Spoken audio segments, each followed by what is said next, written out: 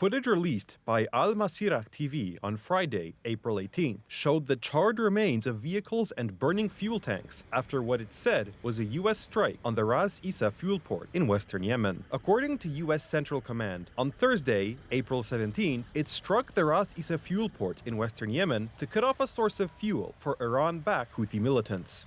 Houthi-ran media Al Masirah TV said the strikes killed at least 74 people. The footage shows Red Crescent personnel removing a body bag from the site. Thursday's attack is one of the deadliest since the United States launched airstrikes against the Houthis in its biggest military operation in the Middle East since President Donald Trump took office in January. The next day, on Friday, April 18th, thousands gathered in Sana'a to show solidarity with the Palestinians in the Gaza Strip and protest U.S. strikes on Yemen. The United States has vowed not to halt the large-scale strikes unless the Houthis cease attacks on Red Sea shipping. Health Ministry spokesperson Anis al-Asbahi said 171 people were injured in Thursday's strikes, according to preliminary figures, with rescue teams continuing efforts to search for victims. The U.S. military claims the attacks were aimed to cut off a source of fuel for the Houthi militant group.